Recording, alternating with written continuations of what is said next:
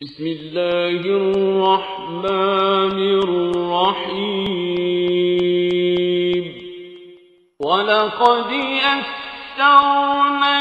القرآن للذكر فهل من مدكر. السلام عليكم ورحمة الله. الحمد لله وكفى وسلام على عباده الذين اصطفى. أما بعد، أعوذ بالله من الشيطان الرجيم. بسم الله الرحمن الرحيم. وإن يكذبوك فقد كذبت قبلهم قوم نوح وعاد وثمود وقوم إبراهيم وقوم لوط. سورہ حج کی آیت 42-43. اے نبی، اگر وہ تمہیں جھٹلاتے ہیں تو ان سے پہلے قوم نوح اور عاد اور ثمود اور قوم ابراہیم اور قوم لوط اور اہل مدین بھی جھٹلا چکے ہیں. وَأَصْحَابُ مَدْيَنَ وَكُذِّبَ مُوسَىٰ فَأَمْلَيْتُ لِلْكَافِرِينَ ثُمَّ أَخَذْتُهُمْ فَكَيْفَ كَانَ نَكِيرِ. اہل مدین بھی جھٹلا چکے ہیں اور موسیٰ بھی جھٹلائے جا چکے ہیں. ان سب منکرین حق کو میں نے پہلے مہلت دی، پھر پکڑ لیا. اب دیکھ لو کہ میری عقوبت کیسی تھی. اللہ رب العالمین نے یہاں نبی اکرم صلی اللہ علیہ وسلم کو مخاطب کر کے بات سامنے رکھ دی اور کئی مرتبہ اس بات کو دہرایا گیا، بتایا گیا کہ جو کچھ اس وقت آپ کے ساتھ کیا جا رہا ہے یہ کوئی نئی بات نہیں ہے. پچھلے رسولوں کے ساتھ بھی یہی معاملات ہوئے. ان کی قوموں نے بھی اپنے رسول کو جھٹلایا. اس کا نتیجہ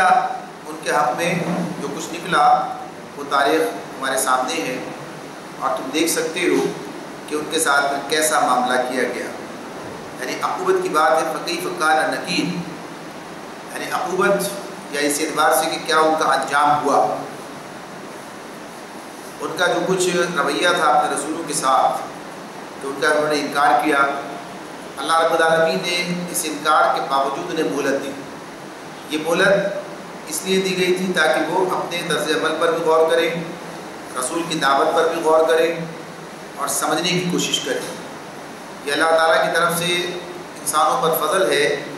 کہ نہ صرف وہ انہیں سمجھاتا ہے اپنے رسولوں کی اپنی کتابوں کے ذریعے، بلکہ انہیں مہلت بھی دیتا سوچنے کی، سمجھنے کی، پلٹنے کی. جو لوگ اس مہلت سے فائدہ اٹھاتے ہیں کامیاب ہو جاتے ہیں، اور جو لوگ اس مہلت کو اس حیثیت سے دیکھتے ہیں کہ شاید یہ جو کچھ رسول خبر دے رہے ہیں یہ واقعہ سامنے نہیں آ رہا ہے، اس انجام سامنے نہیں آ رہا ہے، اس بنیاد پر پھر وہ اللہ کے غضب کا، اللہ کے انتقام کا شکار ہو جاتے ہیں. یہی بات یہاں بتائی گئی کہ قوم نوح، عاد اور ثمود، قوم ابراہیم، قوم لوط اور اہل مدین اور موسیٰ علیہ السلام کے مقابلے پر فرعون کی بات. تو یہ سب جو ہے ان کا معاملہ کیا تھا کہ ان ساری قوموں کا معاملہ یہی ہوا کہ اللہ نے انہیں مہلت دی اور مہلت مکمل ہونے کے بعد جو مہلت اللہ نے طے کر رکھی تھی وہ مہلت مکمل ہونے کے بعد پھر اللہ رب العالمین نے ان قوموں کو عذاب میں پکڑ لیا. ان قوموں کو عذاب میں پکڑ لیا اور وہ قومیں مٹا دی گئی. یہ بات جو ہے اللہ تعالیٰ ہمارے سامنے رکھتے ہیں. اور اس وقت جن لوگوں کے سامنے یہ بات ہو رہی تھی انہیں کی بات بتائی جا رہی تھی کہ آج تمہارے پاس بھی اسی طرح رسول آیا ہے، اسی طرح وہ بھی تمہیں اللہ کا پیغام پہنچا رہا ہے، اور جو مہلت تمہیں مل رہی ہے اس مہلت کا مطلب تم یہ سمجھ رہے ہو کہ شاید رسول کی باتیں جو ہیں وہ بے بنیاد ہیں، کوئی حقیقت نہیں ہے، کوئی نتیجہ نہیں نکلے گا. تو یہ بات جو ہے پہلی قوموں نے بھی سمجھی تھی، لیکن بالآخر انہیں اللہ کے غضب کا شکار ہونا پڑا. تو ایسے ہی تمہارے ساتھ بھی ہوگا اگر تم نے اس مہلت سے فائدہ نہ اٹھایا. فَكَأَيِّن مِّن قَرْيَةٍ أَهْلَكْنَاهَا وَهِيَ ظَالِمَةٌ فَهِيَ خَاوِيَةٌ عَلَىٰ عُرُوشِهَا وَبِئْرٍ مُّعَطَّلَةٍ وَقَصْرٍ مَّشِيدٍ. کتنی ہی خطاکار بستیاں ہیں جن کو ہم نے تباہ کیا ہے اور آج وہ اپنی چھتوں پر الٹی پڑی ہیں. کتنے ہی کنویں بیکار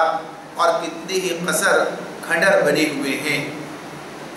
اللہ رب العالمین پھر یہ بات لوگوں کے سامنے رکھتے ہیں، متوجہ کرتے ہیں کہ جو کہا کہ ان قوموں کے ساتھ کیا معاملہ کیا گیا. اب اسی کے حوالے سے بات ہے کہ دیکھو تمہارے سامنے یہ تاریخ ہے، ان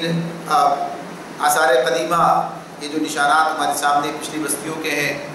اللہ کا عذاب جن پر آیا، ان بستیوں سے، ان کے آثار سے جو باقی رہ گئے دنیا میں، ان سے تم گزرتے ہو، تو اللہ تعالیٰ اس اعتبار سے کہتے ہیں کہ کتنی بستیاں ایسی ہیں جنہیں ہم نے تباہ کر دیا، آج وہ اپنی چھتوں پر ٹوٹی پڑی ہے، یعنی کوئی ان کا پوچھنے والا نہیں ہے، کوئی ان کا نام لیوا نہیں ہے، اور جو مکانات انہوں نے بنائے تھے وہ سارے کے سارے بیکار ہو گئے، جو کنویں انہوں نے تعمیر کیے تھے، بنائے تھے، وہ سارے کے سارے بیکار ہو گئے، اور جو ان کے محلات تھے وہ بھی کسی کام نہ آئے۔ یعنی آثار قدیمہ جو ہیں وہ اس اعتبار سے لوگوں کے سامنے اپنی رودات بیان کرتے ہیں، اور گویا وہ کہہ رہے ہوتے ہیں کہ دیکھو مجھے جو دید عبرت نگاہ ہو، اگر تمہارے پاس عبرت کی نظر ہے تو تم حالات کو، ان چیزوں کو دیکھ کر سبق سیکھ سکتے ہو۔ آگے فرمایا افلم یسیروا فی الارض فتکون لهم قلوب یعقلون بها او آذان یسمعون بها فانها لا تعمى الابصار ولكن تعمى القلوب التي في الصدور۔ فرمایا اللہ تعالیٰ نے کیا یہ لوگ زمین میں چلے پھرے نہیں ہیں، کیا یہ لوگ زمین میں چلے پھرے نہیں ہیں کہ ان کے دل سمجھنے والے اور ان کے کان سننے والے ہوتے؟ حقیقت یہ ہے کہ آنکھیں اندھی نہیں ہوتی مگر وہ دل اندھے ہو جاتے ہیں جو سینوں میں ہیں۔ یہاں جو بات اس میں بیان کی جا رہی ہے، اللہ رب العالمین کی بات بتا رہے ہیں کہ انسان دنیا میں زندگی بسر کرتا ہے، چلتا پھرتا ہے، آتا جاتا ہے، دنیا میں بہت کچھ اس کی نظروں کے سامنے آتا ہے۔ اگر وہ ان واقعات سے سبق لے، یعنی یہ جو حالات اس کے سامنے، دنیا کی تاریخ اس کے سامنے ہوتی ہے اور وہ دیکھ رہا ہوتا ہے، بہت سے معاملات اس کے سامنے آتے ہیں، صرف یہی نہیں کہ آدمی کہیں دور جاتا ہے اور پھر ان بستیوں کے گزرتا ہے، یا گویا کہیے ان کھنڈرات تک جاتا ہے، یا گویا کہیے کہ وہ ان آثار قدیمہ کو دیکھتا ہے، تبھی کی بات ہے، بلکہ اسے اپنی زندگی کے درمیان دوران ہی بہت سے ایسے واقعات اس کے سامنے آتے ہیں جن سے وہ عبرت پکڑ سکتا ہے، جن سے وہ سبق سیکھ سکتا ہے کہ دیکھو اللہ رب العالمین کس کے ساتھ کیا معاملہ کرتا ہے، کتنے عروج ہوتے ہیں، کتنی زوال ہوتے ہیں، جو اس کی اپنی زندگی میں اس کا مشاہدہ وہ خود کرتا ہے۔ اس کی اپنی زندگی میں بھی بہت سے مرحلے آتے جاتے ہیں، یعنی اپنی زندگی سے بھی وہ جو گویا کہیے کہ سبق سیکھ سکتا ہے، ورنہ خارج کے اندر تو بہت سارے واقعات، بہت سارے معاملات ایسے موجود ہوتے ہیں جو اسے عبرت کی جو ہے پیغام اسے دے رہے ہوتے ہیں۔ تو اللہ تعالیٰ یہی بات کہہ رہے ہیں کہ کیا یہ لوگ زمین میں چلے پھرے نہیں ہیں، ان کے دل سمجھنے والے ہوتے ہیں اور ان کے کان سننے والے ہوتے ہیں، یعنی یہ اس حقیقت کو دیکھتے سمجھتے جو اپنے گویا کہیے کہ اس طریقے سے اپنی حالت اظہار کو بیان کر رہی ہوتی ہے، یعنی اس کو دیکھ کر جو ہے انسان چیزوں کو دیکھ سکتا ہے، سمجھ سکتا ہے، انسانوں کے انجام کو دیکھ سکتا ہے، اللہ نے جو مہلت دی ہے اس مہلت کا فائدہ اٹھانے نہ اٹھانے والوں کے انجام کو دیکھ سکتا ہے، اور وہ سب اس کے سامنے، یعنی تاریخ پوری لکھی ہوئی ہے، اس کو انسان دیکھ سکتا ہے۔ کتنے مقبرے ایسے ہیں، کتنے ایسے لوگ ہیں کہ جن کا اپنے زمانے میں بڑا دورہ تھا، لیکن وقت نے انہیں کس طرح سے کہاں پہنچا دیا، اور اگر کوئی نیک تھا تو اس کا کیا نتیجہ نکلا، اور بد تھا تو اس کا کیا انجام سامنے آیا۔ یہ سب چیزیں بھی ہیں، آج دنیا انہیں کس حیثیت سے یاد کرتی اور جانتی ہے۔ تو یہ چیزیں موجود ہیں جن سے انسان سبق سیکھ سکتا ہے، لیکن شرط کیا ہے؟ دیدہ عبرت نگاہ ہونا چاہیے، یعنی عبرت کی نظر ہونی چاہیے، انسان کے اندر بصارت کے ساتھ بصیرت بھی ہونی چاہیے، یعنی صرف وہ جانوروں کی طرح نہ دیکھتا ہو بلکہ دیکھ کے نتیجہ بھی نکالتا ہو، اخذ کرتا ہو، یعنی واقعات جو ہیں اسے اس پر کوئی اثر انداز ہوتے ہو۔ یہ بات کی تو آگے اللہ تعالیٰ جو بات کہتے ہیں اور اس حقیقت کو ہم اچھی طرح سے محسوس کر سکتے ہیں، تو فرمایا اللہ تعالیٰ نے فَإِنَّهَا لَا تَعْمَى الْأَبْصَارُ وَلَكِنْ تَعْمَى الْقُلُوبُ الَّتِي فِي الصُّدُورِ۔ حقیقت یہ ہے کہ آنکھیں اندھی نہیں ہوتی بلکہ وہ دل اندھے ہو جاتے ہیں جو سینوں میں ہیں، یعنی اس دل کے اندر اگر اثر پذیری ہے تو ساری چیزیں اس کی سمجھ میں آتی ہیں، اور جس کے دل ہی سخت ہو چکے ہوں، جس کے دل ہی اندھے ہو گئے ہوں، اور دل جو ہے وہاں پتھر رکھا ہوا ہے، وہاں جو ہے وہ سوچنے سمجھنے والا وہ کیفیت نہیں ہے، تو پھر کوئی چیز نہیں ہوتی۔ آپ دیکھتے ہیں کتنے لوگ ایسے ہوتے ہیں کہ جب کوئی بات سنتے ہیں، جب کوئی بات پڑھتے ہیں تو ان کا دل پسیج جاتا، ان کے آنکھوں میں آنسو آ جاتے، ان کا دل جو ہے نرم پڑ جاتا۔ کتنے ایسے ہوتے ہیں سب کچھ دیکھتے ہیں لیکن ان پر کوئی اثر نہیں ہوتا ہے۔ تو دل کیا ہے؟ وہ دل جو ہے اس اعتبار سے سخت ہو چکے ہیں۔ تو اللہ تعالیٰ کہتے ہیں کہ یہ تو اندر کی بات ہوئی، یعنی اندر ہی انسان کے اگر کچھ ہے تو پھر اس کی بنیاد پر وہ کوئی سوچ سکتا ہے، سمجھ سکتا ہے اور اس سے عبرت پکڑ سکتا ہے، لیکن اگر یہ دل جو ہے یہ اگر اس کے اندر وہ صلاحیت باقی نہ رہے، اس کے اندر وہ اثر پذیری موجود نہ رہے، دل گرویدہ نہ ہو بلکہ سخت قساوت قلبی جسے کہا گیا ہے، دل سخت ہو جائیں اور وہ کسی چیز سے اثر نہ لیتے ہوں، تو پھر ان کا معاملہ بالکل اسی طرح کا ہوتا ہے کہ چیزیں ان کے سامنے آتی ہیں مگر انہیں کوئی فائدہ نہیں پہنچاتی ہیں اور وہ اس سے ایسے ہی گزر جاتے ہیں. اور کتنے لوگ ہیں کہ جو اس سے عبرت پکڑتے ہیں اور اس سے جو ہے وہ کہیے کہ نصیحت حاصل کرتے ہیں اور اپنی زندگیوں کو سنوار لیتے ہیں. تو یہ انسانوں کے اپنے اوپر ہے. تو اس اعتبار سے اللہ تعالیٰ نے انسان کو بتایا کہ اپنے دل کی طرف توجہ کرو اور اس کو دیکھو کہ یہی تو کہیں ناکارہ نہیں ہو گئے. وَيَسْتَعْجِلُونَكَ بِالْعَذَابِ وَلَنْ يُخْلِفَ اللَّهُ وَعْدَهُ وَإِنَّ يَوْمًا عِندَ رَبِّكَ كَأَلْفِ سَنَةٍ مِّمَّا تَعُدُّونَ. کہ لوگ عذاب کے لیے جلدی مچا رہے ہیں. اللہ ہرگز اپنے وعدے کے خلاف نہ کرے گا مگر تمہارے رب کے ہاں کا ایک دن تمہارے شمار کے 1000 برس کے برابر ہوا کرتا ہے. اللہ رب العالمین نے یہ بات دو چیزیں یہاں پر بیان ہو گئی ہیں سامنے آتی ہیں. ایک تو بات یہ ہے کہ یہ لوگ عذاب کے لیے جلدی مچاتے ہیں, کہتے ہیں عذاب آتا کیوں نہیں ہے. نبی اکرم صلی اللہ علیہ وآلہ وسلم انہیں جس انجام سے ڈرا رہے تھے یا جس قیامت کا ذکر ان کے سامنے کرتے تھے, شر کی بات کرتے تھے, تو یہ کہتے تھے ہو کیوں نہیں جاتا, یہ عذاب کیوں نہیں آتا, آ جائے بتائیے کب آئے گا یہ, یا یہ قیامت کب آئے گی. تاریخیں پوچھتے ہی سارے کام کرتے اور کہتے کہ لے آئیے عذاب, ہم تو انکار کر رہے ہیں, جھٹلا رہے ہیں, سب کچھ کر رہے ہیں. تو یہ ان کا جو طرز عمل تھا یہ اللہ تعالیٰ نے اس کو بار بار بیان کیا اور بتایا. پیچھے بھی بات گزری ہے اور پچھلی قوموں کا ذکر کر کے بتایا کہ ہم نے انہیں مہلت دی. یعنی رسولوں کے آنے کے بعد ایسا نہیں ہوا کہ ادھر رسول آیا ادھر اللہ نے ان کا کام نمٹا دیا اور انہیں انکار کیا اور بات ختم ہو گئی. بلکہ یہ بات ہمارے سامنے آتی ہے کہ یہاں تک معاملہ ہے کہ نوح علیہ السلام کی قوم کو صدیوں یعنی 950 سال کے درمیان رہے, 900 سال یعنی 9 صدیاں گزری, اس سے زائد وقت گزرا کہ جتنی مہلت ان کو دی گئی اس کے بعد اللہ کا عذاب آیا. وہ بھی یہ سمجھ رہے تھے کہ شاید ایسا نہیں ہوا لیکن آگے اپنے وقت پر. ایسی مختلف قوموں کے معاملات جو ہیں وہ سامنے آتے ہیں. نبی اکرم صلی اللہ علیہ وسلم کا معاملہ تو بہت ہی یعنی اس اعتبار سے مختصر ہے, یعنی 13 برس مکے کے ہیں اور پھر مکے سے مدینے آئے ہیں اور پھر اس کے بعد بدر کے میدان میں پہلا عذاب ہے جو ان کے اوپر آ گیا. پہلا ہی نقشہ ان کے سامنے آ گیا کہ بڑے بڑے کافر جو ہیں مشرک جو ان کے سردار تھے وہ اس طرح سے بدر کے کنویں میں عہدے پڑے تھے, مارے گئے تھے. یہ اللہ کا عذاب تھا جو ان پر آیا تھا. تو اس اعتبار سے یہ بات بتائی جا رہی ہے کہ یہ لوگ کہتے ہیں جلدی بچاتے ہیں لیکن اللہ کا اپنا منصوبہ ہے. تو یہ بات جہاں پر آتی ہے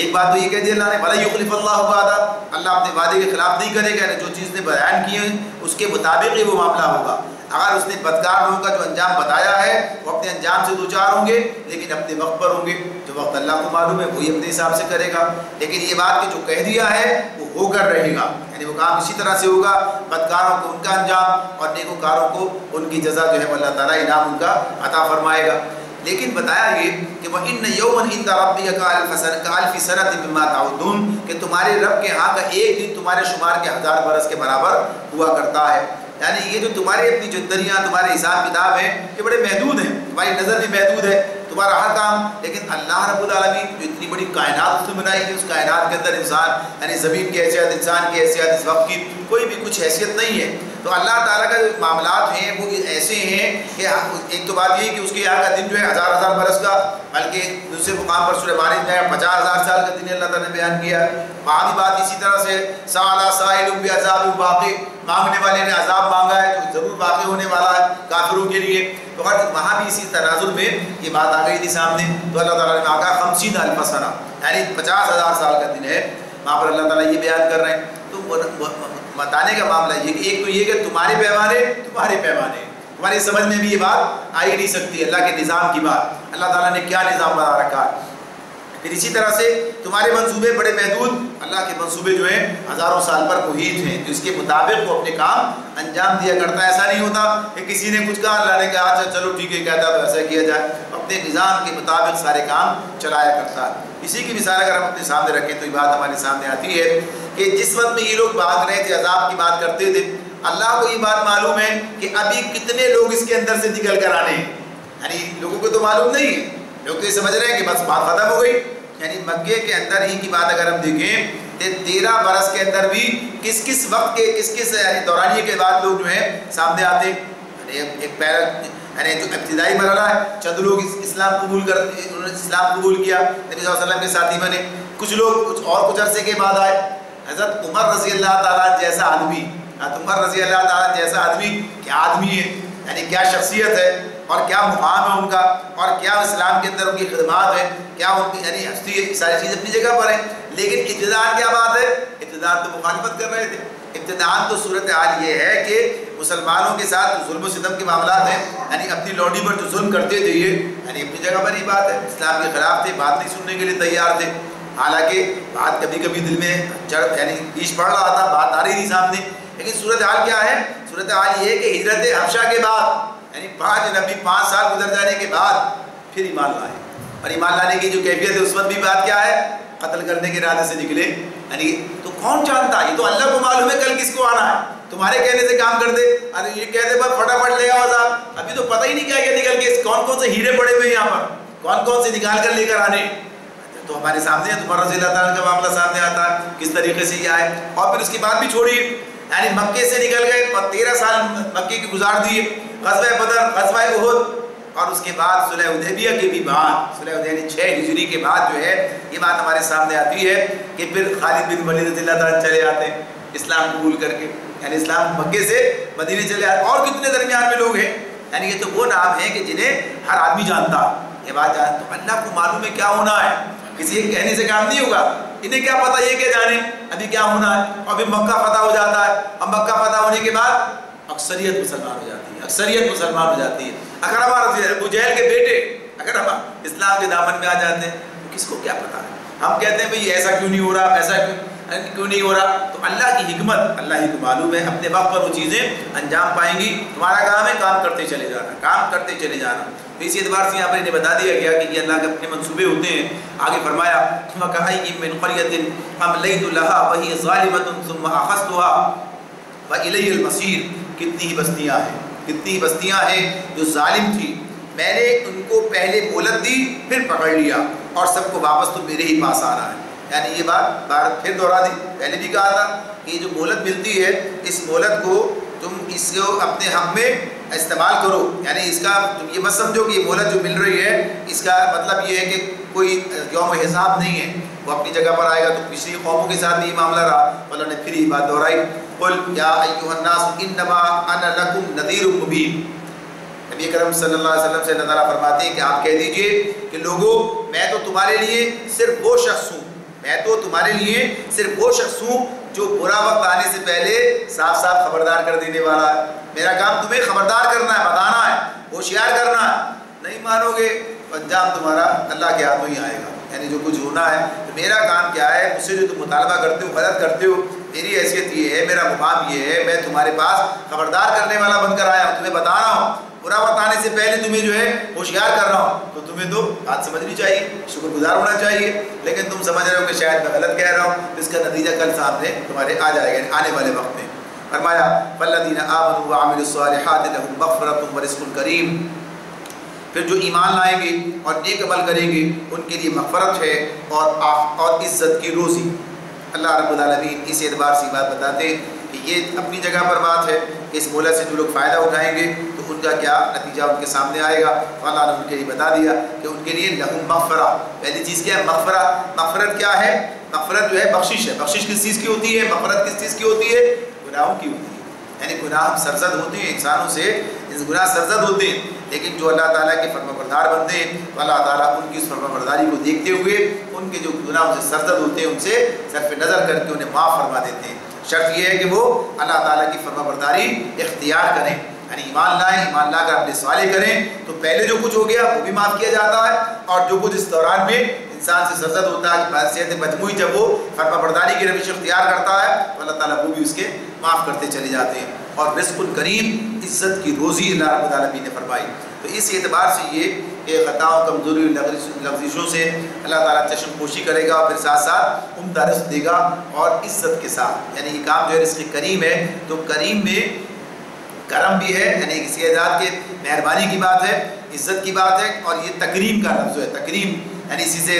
اردو میں استعمال کرتے ہیں تکریم، عزت کا لفظ، تو عزت کی روزی، یعنی اللہ تعالیٰ اس طرح نہیں دے گا کہ کوئی انسان کی توہین اس کے اندر ہو، بلکہ بڑی عزت کے ساتھ، بڑے اعزاز و کرام کے ساتھ، تو یہ آخرت کی بات بھی، جنت کی بات بھی کہ وہاں پر اس طریقے سے، اور دنیا میں بھی انہیں بہتر طریقے سے رکھا جائے گا۔ سورہ ہود میں مضمون پڑھ کر آئیں، والذین سعوا فی آیاتنا والذین سعوا فی آیاتنا معاجزین اولئک اصحاب الجحیم، اور جو ہماری آیات کو نیچے دکھانے کی کوشش کریں گے وہ دوزخ کے یار ہیں۔ وما ارسلنا من قبلک من رسول ولا نبی ولا نبی الا اذا تمنا القى الشیطان فی امنیتہ فینسخ اللہ ما یلقی الشیطان ثم یحکم اللہ آیاتہ واللہ علیم حکیم۔ اللہ تعالیٰ نے پھر نبی کرم صلی اللہ علیہ وسلم کو مخاطب کیا اور کہا کہ تم سے پہلے ہم نے نہ کوئی رسول ایسا بھیجا ہے نہ نبی جس کے ساتھ یہ معاملہ پیش نہ آیا ہو کہ جب اس نے تمنا کی شیطان اس کی تمنا میں خلل انداز ہو گیا۔ اس طرح جو کچھ بھی شیطان دخل اندازیاں کرتا ہے اللہ ان کو مٹا دیتا ہے اور اپنی آیات کو پختہ کر دیتا ہے۔ اللہ علیم ہے اور حکیم ہے۔ یہاں تمنا کا جو لفظ آیا ہے سامنے، رسول اور نبی کوئی ایسا نہیں بھیجا جس نے کوئی تمنا کی اور شیطان اس کے اندر حائل ہوا خلل انداز ہوا، اس کی بات ہو رہی ہے۔ یہ رسول اور نبی کی بات پہلے ہم کر چکے ہیں، یعنی نبی جو ہے کے مقابلے میں رسول خاص ہے، لیکن اللہ تعالیٰ نے کہا کہ رسول ہو یا نبی ہو ان سب کے ساتھ یہ معاملہ رہا کہ جب اس نے تمنا کی تو شیطان اس کی تمنا میں خلل انداز ہو گیا۔ اس سے مراد کیا ہے؟ تمنا کا لفظ جو ہے عربی زبان میں دو معنوں میں استعمال ہوتا ہے، تو یہ کہ یہ تمنا جو اردو میں استعمال کرتے ہیں یعنی کچھ آرزو کرنا، اور دوسرا جو ہے اس کے لیے تلاوت یعنی پڑھنے کے معنوں میں آتا ہے، یہ تلاوت کرنا پڑھنا کسی چیز کو۔ تو یہاں پر جو یہ بات آ رہی ہے یہ پڑھنے کے معنی میں آرزو کے معاملے میں دونوں کے اندر جو اس کو استعمال کیا گیا ہے۔ تو بنیادی طور پر یہاں پر اس کے پہلے معنی کے لحاظ سے بات یہ ہو رہی ہے، اس کا مطلب یہ ہوگا کہ اللہ تعالیٰ شیطان کی خلل اندازیوں کے باوجود نبی کی تمنا کو، نبی کرم صلی اللہ علیہ وسلم کی بات بھی ہے اور دیگر انبیاء کی بات بھی ہے کہ ان کی تمنا کیا ہو سکتی ہے، یعنی رسول کی تمنا کیا ہوگی؟ تمنا یہ ہوگی کہ یہ لوگ ایمان لے کر آئیں، اس کی صحیح جو ہے وہ جو ہے اپنی جگہ پر اللہ رب العالمین اسے برابر فرما دے، یعنی وہ تکمیل کو پہنچے، اس کا مشن جو ہے فروغ پائے، اور یہ انقلاب جو ہے اسلام کا یہ جو ہے بروئے کار آ جائے، یہ رونما ہو جائے، اس کی تمنا ہے بنیادی طور پر جو اس کے لیے وہ کام کرتا ہے۔ تو اللہ رب العالمین یہ بات بتا رہے ہیں کہ وہ اس اعتبار سے اپنا کام انجام دیتا ہے، لیکن شیطان کیا چاہتا ہے؟ شیطان اس کے اندر خلل انداز ہوتا ہے، یعنی کام نہ ہونے پائے، یہ بات آگے نہ بڑھنے پائے، یہ مشن جو ہے تکمیل تک نہ پہنچنے پائے، یہ دعوت اس کو فروغ نہ ملنے پائے، یعنی بیچ میں آگے خلل اندازی اس اعتبار سے کرتا ہے۔ تو ایک بات تو اس اعتبار سے ہے۔ دوسرے معنی اگر اس کے تلاوت کے حوالے سے لیے جائیں تو اس کا مطلب یہ ہے کہ پھر رسول جو دعوت پیش کر رہا ہوتا ہے، رسول جو گویا کہ کتاب اللہ ان کے سامنے پیش کرتا ہے یا خود اس کے ارشادات ہوتے ہیں، یعنی جو دعوت پیش کر رہا ہوتا ہے تو شیطان کیا کرتا ہے؟ وہ اس کے اندر شبہات نکالتا پیدا کرتا لوگوں کے دلوں میں، یعنی اب ظاہر سی بات ہے نبی کرم صلی اللہ علیہ وسلم سنا رہے ہیں، قرآن سنا رہے ہیں لوگوں کو، اب کچھ لوگ اسے سن کر ایمان لا رہے ہیں اور کچھ لوگ کیا ہیں اس میں شبہات اعتراضات یہ سب نکال رہے ہیں۔ ان کے پیچھے کون ہے؟ شیطان ہے جو ان کو اس طرح اکسا رہا ہے، اس طرح سے ان کے دلوں میں یہ چیزیں پیدا کرتا ہے اور انہیں ضد کے اندر مبتلا کر دیتا ہے۔ تو اس اعتبار سے یہ ساری چیزیں، اور پھر اسی کے ساتھ ساتھ یہ بات بھی ہے کہ اگر کہیں جو الجھن شیطان لوگوں کے دلوں میں ڈالتا ہے تو اللہ تعالیٰ دیگر آیات کے ذریعے سے انہیں صاف کر دیتا ہے، یعنی پھر آیتیں نازل ہوتی ہیں ان کے ذریعے بات آتی ہے۔ تو یہ بنیادی طور پر اس اعتبار سے بات ہے کہ اللہ رب العالمین بات بتا رہے ہیں کہ جب یہ شیطان کا معاملہ اس طرح سے وہ اپنی کاوشوں میں اپنے اس میں لگا رہتا ہے، لیکن اللہ رب العالمین کا معاملہ کیا ہے کہ وہ اپنے رسول کی حفاظت کرتا ہے، اور پھر یہ جو کچھ شیطان خلل اندازیاں کرتا ہے اللہ ان کو مٹا دیتا ہے اور اپنی آیات کو پختہ کر دیتا ہے۔ اللہ علیم ہے اور حکیم، اسے پورا علم ہے، پوری حکمت وہ جانتا ہے کہ اسے کیا کیا، یعنی اس کے علم ہے کہ کون کیا کر رہا ہے، تو اس اعتبار سے وہ اس کا سارا نور جو ہے اس کے پاس موجود ہے اور اس کے تحت وہ اس نبی کے کام کو آگے بڑھاتا ہے۔ تو یہ بات جو ہے اس اعتبار سے یہاں پر ہمارے سامنے آ جاتی ہے، اور اس کی یہی بات ہے کہ جو اس میں ایک عام مفسرین نے عام طور پر اسی اعتبار سے اس بات کو صرف اسی حد تک لیا ہے، لیکن اسی پہلو سے کچھ اور واقعات جو ہیں وہ مشہور ہو گئے ہیں۔ یعنی ایک واقعہ جو اس کے حوالے سے مشہور ہوا ہے کہ جس میں یہ بات بیان کی گئی سورہ نجم کے حوالے سے کہ سورہ نجم کی تلاوت کرتے ہوئے نبی اکرم صلی اللہ علیہ وآلہ وسلم کی زبان سے کچھ ایسے الفاظ ادا ہو گئے اور وہ شیطان نے دلوا دیے سب کر کے، یہ جو اس طرح کی جو باتیں کی گئی ہیں تو ان کی کوئی بنیاد اس اعتبار سے نہیں، حالانکہ انہیں کچھ لوگوں نے نقل کیا، مفسرین نے بعض نے اسے اس اعتبار سے کیا اور بعض نے اس کی نفی کی ہے، لیکن جب اس کو اسی اعتبار سے اس کا تجزیہ کرتے ہیں تو یہ بات سامنے آ جاتی ہے کہ نبی اکرم صلی اللہ علیہ وآلہ وسلم نہ یہ بات ہے کہ خود اپنی ذات سے اپنی زبان سے ایسی کوئی بات کہہ دیں کہ جو شرک کے حوالے سے ان کے لیے ہو، اور اس میں اس طرح کی بات کہہ دی گئی ہے کہ ان کی لات و منات کی تعریف بیان کر دی اس لیے وہ سجدے میں گر گئے۔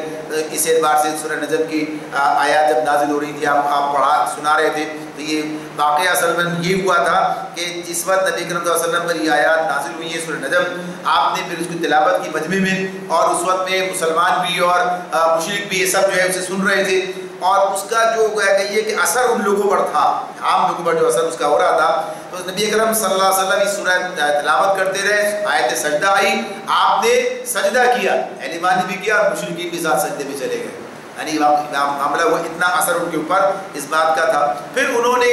اس کو جو اثر تھا اس کو ختم کرنے کے لیے، یا اپنی جو ان کا یہ ساری بات ہوئی کہ یہ کام ہو گیا، تو اس کا کہا کہ نہیں یہ تو ہماری سمجھ میں یہ بات آئی اور اللہ کے رسول نے اس طرح کہہ دیا تھا، اور یہ ہماری دیویوں کی تعریف تھی اس لیے ہم نے کہا چلو جھگڑا ختم ہو گیا، تو اس طرح کی بات انہوں نے بنائی۔ پھر یہی بات کچھ اس طرح منتقل ہو گئی، اس اعتبار سے کہا گیا کہ ہاں شاید اس طرح کی کوئی چیز ہے، لیکن اس کے اوپر جب غور کرتے ہیں اس کا تجزیہ پوری طرح سے کیا گیا ہے، تقریب القرآن مولانا نے اس کا تجزیہ کر کے اس پر پوری طرح بات کی ہے، یعنی اس بات سورہ نجم مکی اندر میں نازل ہونے والی صورت ہے، یعنی 5 نبی کے اندر ہجرت حبشہ کی بات نازل ہوئی ہے، وہ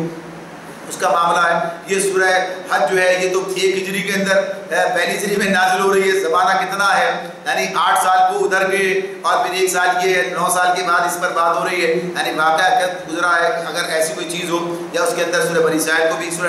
کے اندر داخل کیا گیا ہے۔ تو غرض یہ کہ یہ جو معاملات اس اعتبار سے ہیں، یہ اس کی یہی تعریف ہے جو اس میں پہلے آغاز کے اندر آ گئی، کہ یہ بات بتا دی گئی کہ جب کبھی شیطان کوئی کام کرنے کی کوشش کرتا ہے رسول کی دعوت کے خلاف، یعنی اس کے پیغام کے خلاف، یا جو اس کا مشن ہے اس کے خلاف، تو اللہ رب العالمین اس کی کار فرمائی کو ختم کر دیتا ہے، اللہ تعالیٰ ان کی حفاظت کرتا ہے، اس کو آگے بڑھاتا ہے۔ تو اس اعتبار سے اللہ رب العالمین نے فرمایا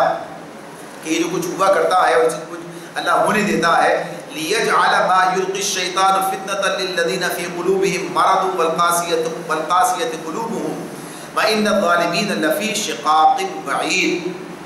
یہ جو کچھ اللہ تعالیٰ کچھ چیزیں ہو جاتی ہیں اور ہونے دیتا ہے، یعنی اسی اعتبار سے کہ یہ اپنے اپنے اعتراضات کرتے ہیں، ایسی چیزیں شیطان جو ہے اپنے جیسے لوگوں کے اندر القاء کر دیتا ہے، تو اللہ تعالیٰ کہتے ہیں کہ اس لیے تاکہ شیطان کی ڈالی ہوئی خرابی کو فتنہ بنا دے ان لوگوں کے لیے جن کے دلوں کو نفاق کا روگ لگا ہوا ہے اور جن کے دل کھوٹے ہیں۔ حقیقت یہ ہے کہ یہ ظالم لوگ عناد میں بہت دور نکل گئے ہیں، یعنی بعض اوقات یہ بہت بات ہے اپنی جگہ پر کہ اللہ تعالیٰ ساری چیزیں صاف صاف کر دیں، بالکل واضح طور پر سامنے آ جائے، کوئی امکان ہی نہ رہے شک کا، تو آزمائش ختم ہو جائے گی، آزمائش ختم ہو جائے گی۔ یعنی یہ بات کہ رسول کی بات کے اندر سے اعتراضات نکال کر جو وہ لوگ لے کر آتے تھے، جیسے یہ ایک بات پیچھے گزری ہے بار بار آتی ہے، وہ کہتے ہیں عذاب کیوں نہیں آتا، بھائی یہ کہتے ہیں کہ عذاب آئے گا، ہم تو انہیں جھٹلا بھی رہے ہیں، ظلم بھی کر رہے ہیں، زیادتیاں بھی کر رہے ہیں، سب کچھ کر رہے ہیں، عذاب ہی نہیں آتا، کہ کیسا عذاب ہے جو کہتے ہیں، یعنی یہ اللہ کے رسول ہیں، یعنی نبی صلی اللہ علیہ وسلم کے بارے میں کہ اللہ کے رسول ہیں، اللہ اپنے رسول کے ساتھ یہ سب ہونے رہے، دیکھو تو صحیح ذرا۔ اب ایک عام آدمی سوچتا ہے بھائی اللہ کے رسول ہیں، اللہ کے رسول ہیں تو پھر تو ہونا یہ چاہیے کہ ادھر کوئی ان کے ساتھ زیادتی کرے، ادھر سے عذاب کا کوڑا آگے اوپر برس جائے، ایسا ہونا چاہیے۔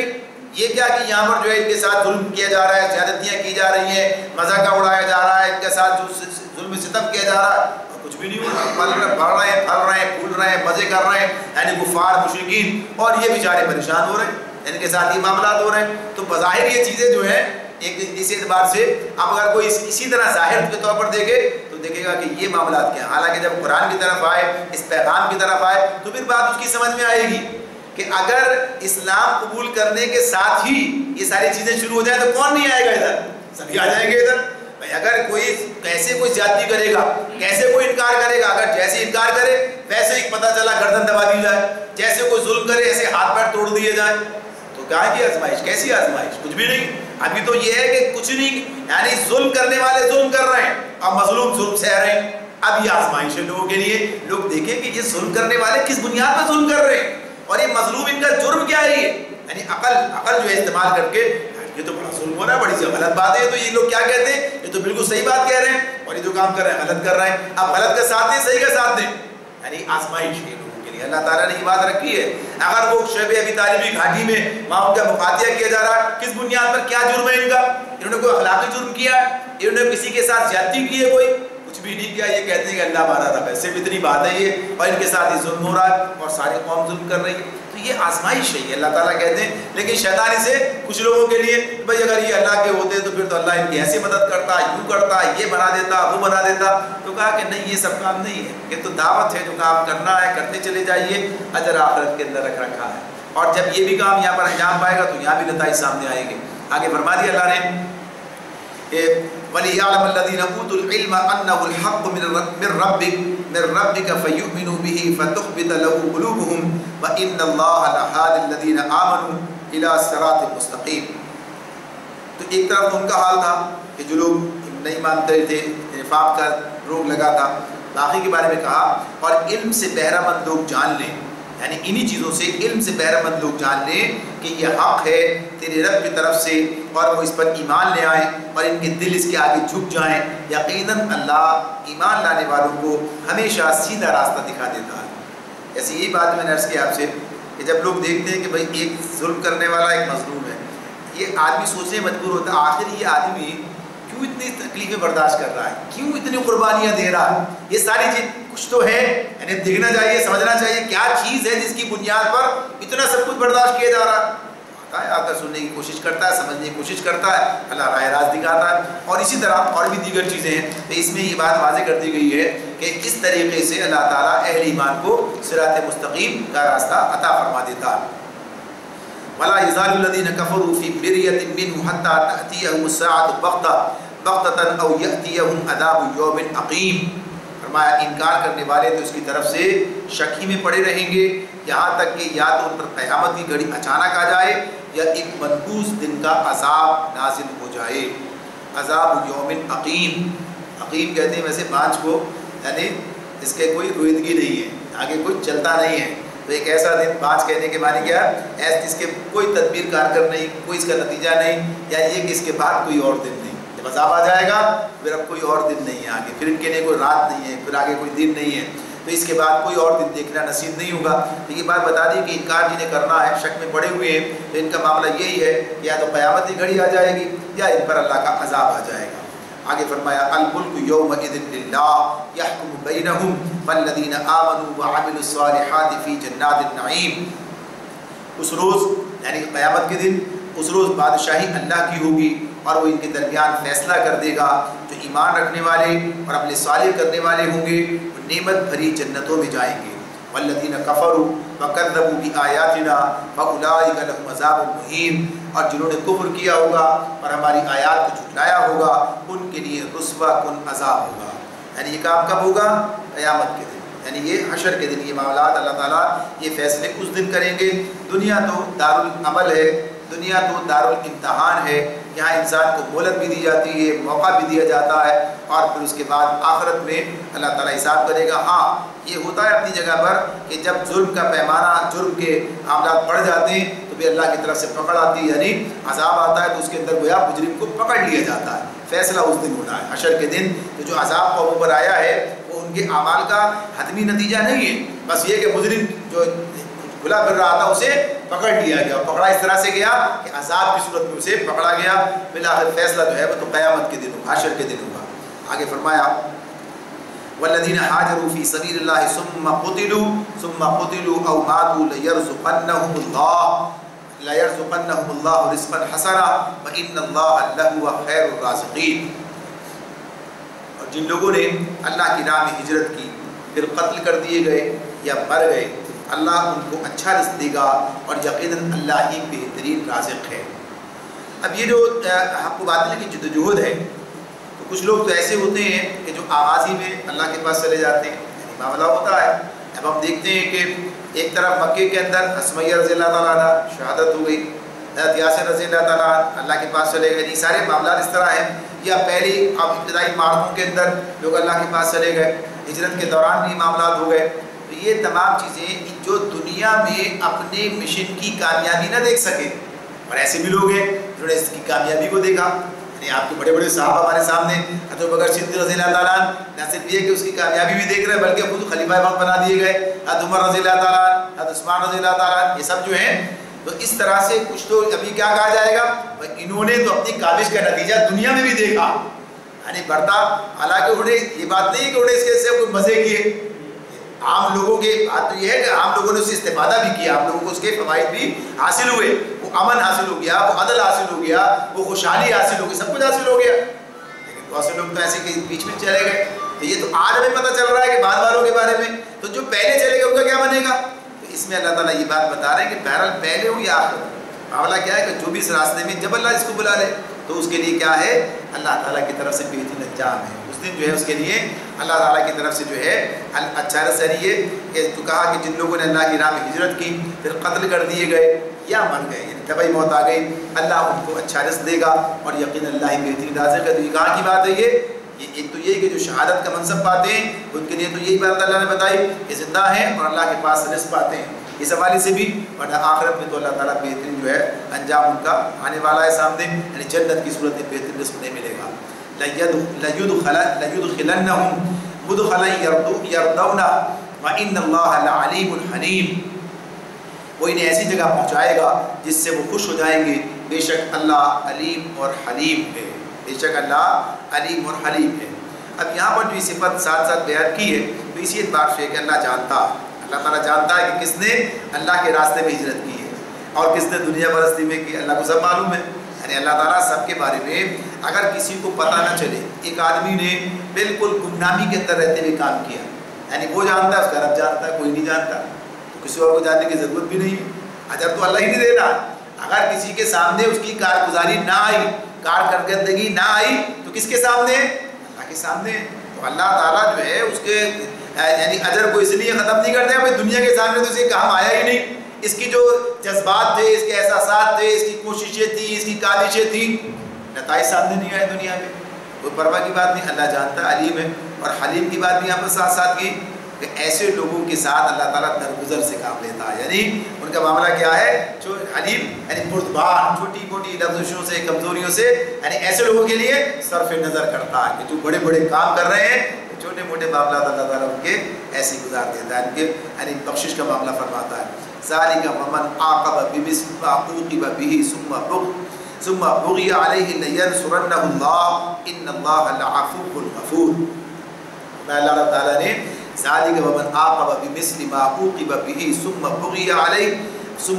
عَلَيْهِ لَيَنْصُرَنَّهُ اللَّهُ إِنَّ اللَّهَ لَعَفُوٌّ غَفُورٌ. یہ تو ہے یعنی ان کی بات تو ہو گئی. ذالک یعنی یہ تو ان کا حال ہے. اب پھر فرمایا ومن عاقب، اور جو کوئی بدلہ لے ویسا ہی جیسا کہ اس کے ساتھ کیا گیا اور پھر اس پر زیادتی بھی کی گئی تو اللہ اس کی مدد ضرور کرے گا، اللہ اس کی مدد ضرور کرے گا. اللہ تعالیٰ معاف کرنے والا اور درگزر کرنے والا ہے. یعنی پہلے جن کا ذکر ہوا مظلوموں کا کہ جو قتل کر دیے گئے، یعنی بدلہ نہیں لیا، قتل کر دیے گئے یا گویا کہ یہ کہ ستائے گئے، ان کے ساتھ یہ معاملہ رہا تو اللہ انہیں اجر دے گا. اسی کے ساتھ ساتھ اب ان لوگوں کے بارے میں بات کی اللہ تعالیٰ نے کہ جنہوں نے بدلہ بھی لیا، ظلم کا بدلہ لیا، جو ظلم ان کے ساتھ کیا گیا اس کا ویسا ہی بدلہ، ویسے ہی سے بدلات کیا ہے، اتنا ہی بدلہ لے لیا گیا، اتنا ہی، اتنا ان کے ساتھ زیادتی کی گئی اتنا ہی بدلہ لیا. اب اس کے بعد پھر ان کے ساتھ زیادتی ہے، پھر بھی ان کے ساتھ زیادتی مزید کی گئی تو اللہ ان کی مدد ضرور کرے گا، اللہ ان کی مدد ضرور کرے گا. یعنی ان کو اس اعتبار سے چھوڑ نہیں دے گا اس میں کہ ان کو جو ہے اس طرح سے چھوڑ دیا، اچھا بول ٹھیک ہے انہوں نے خود ہی بدلہ لے لیا ہے اب یہ جانے نہ کام جانے، ایسا نہیں ہے. اللہ رب العالمین نے یہ بات بتائی ہے سورہ شورى کے اندر بھی یہ مضمون ہمارے سامنے آئے گا کہ اگر کوئی ظلم کا بدلہ لیتا ہے تو بہرحال یہ اس کا حق ہے جو اللہ رب العالمین نے اسے عطا کیا ہے. اور وہ جب خود حق پر ہوتا ہے اور اس معاملے میں بدلہ لینے کے اندر کسی اور حد سے یعنی کوئی تجاوز نہیں کرتا ہے، بہرحال اپنی جگہ پر وہ اپنی جگہ پر جو ہے بالکل درست ہوتا ہے تو اس اعتبار سے اللہ تعالیٰ اس کی مدد کرے گا. تو اس میں یہ بات بتا دی گئی. آگے فرمایا اللہ معاف کرنے والا درگزر فرمانے والا ہے. تو اس اعتبار سے کہ اس میں اس کے بارے میں یہ کہا گیا، مفسرین نے بات کہی کہ ایک بات تو آج یہ جو درگزر کرنے والے اور معاف کرنے والے کی ہے کہ اس سلسلے میں یعنی اب ظاہر سی بات ہے بدلہ لینے میں جو کچھ خون ہوگا، جو زیادتی ہوگی، یعنی کچھ کام کرے گا تو اللہ رب العالمین جو ہے اس حوالے سے اس اعتبار سے عفو درگزر سے کام لینے والا ہے. یعنی یہ خود کوئی بری چیز نہیں ہے. یعنی اگر یہ صحیح جیسے قتال کی بات آئی تھی، قتال فی سبیل اللہ کی جو بات ہے، اگر وہ ظاہر ہے اس قتال فی سبیل اللہ کا تو مقصد کیا ہوتا ہے، امن اور عدل کا قیام ہوتا ہے، یعنی اس مقصد کے لیے ہوتا ہے، حالانکہ اس کے اندر بھی لڑائی ہے، مارنا اور مر جانا ہے، یہ سب کچھ ہے. تو اس اعتبار سے اللہ رب العالمین یہ بات ہمیں بتا رہے ہیں کہ یہ اس راستے میں جب یہ کام ہوگا تو اس کے بارے میں اللہ تعالیٰ کے پاس سے درگزر ہے۔ دوسری بات اس اعتبار سے ہے کہ اللہ تعالیٰ خود بھی معاف کرنے والا، درگزر کرنے والا ہے، لہذا ذاتی معاملات میں اگر تم، یعنی یہ ایک اس طرح اشارہ ہے کہ اللہ تعالیٰ نے جس طرح سے کہا، پہلے تو یہ کہہ دیا کہ بندہ لے تو اللہ تعالیٰ ان کی مدد کرے گا، ان اللہ عفو غفور، اللہ تعالیٰ بخشنے والا اور درگزر کرنے والا، معاف کرنے والا۔ تو اس میں یہ بات ہے کہ بہرحال اگر ذاتی معاملات میں تم عفو درگزر سے کام لو تو یہ زیادہ اچھی بات ہے، کہ اس لیے کہ اللہ تعالیٰ خود بھی جو ہے عالی ظرف ہے اور متحمل ہے، اور اس معاملے میں تمہیں بھی اگر ایسا کام کرو تو یہ زیادہ بہتر ہوگا۔ تو یہ مضمون سورہ نحل میں ہمارے سامنے آیا تھا، جہاں پر تعیذ کی بات کی تھی، دعوت کی، صبر کی بات کی، وَإِنْ عَاقَبْتُمْ فَعَاقِبُوا بِمِثْلِ مَا عُوقِبْتُمْ بِهِ لَئِنْ صَبَرْتُمْ لَهُوَ خَيْرٌ لِلصَّابِرِينَ۔ وہاں زیادہ واضح طور پر بات تھی کہ اگر کوئی بدلہ لے لے ویسے ہی جیسا زیادتی کی گئی اس کو حق ہے، لیکن اگر تم صبر سے کام لو تو یہ تمہارے حق میں زیادہ بہتر ہے۔ تو یہ پہلو بھی اس کے اندر موجود ہے۔ آگے فرمایا ذَلِكَ بِأَنَّ اللَّهَ يُولِجُ اللَّيْلَ فِي النَّهَارِ وَيُولِجُ النَّهَارَ فِي اللَّيْلِ وَيُولِجُ النَّهَارَ فِي اللَّيْلِ وَأَنَّ اللَّهَ سَمِيعٌ بَصِيرٌ۔ یہ اس لیے کہ رات سے دن اور دن سے رات نکالنے والا اللہ ہی ہے اور وہ سمیع و بصیر ہے۔ ذَلِكَ بِأَنَّ اللَّهَ هُوَ الْحَقُّ وَأَنَّ مَا يَدْعُونَ مِن دُونِهِ هُوَ الْبَاطِلُ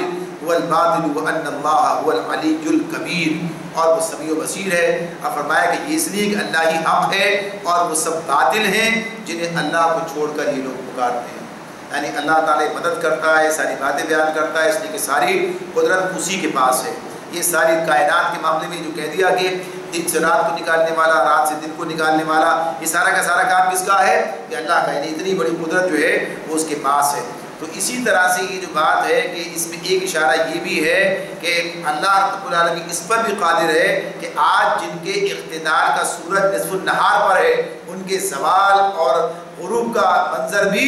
جلد ہی اللہ تعالیٰ دنیا کو دکھا دے، یعنی وہ دن میں سے رات کو نکالتا ہے، رات میں سے دن، یعنی ایک پہلو یہ بھی ہے۔ تو اسی اعتبار سے بتا دیا کہ ظلم کر رہے ہیں، یہ سب کچھ ہے، تو ایک وقت ایسا بھی آنے والا ہے۔ اور ساتھ ہی ساتھ یہ بات بھی ہے کہ جنہیں اللہ کو چھوڑ کر یہ سب پکار رہے ہیں، یہ سب باطل ہے،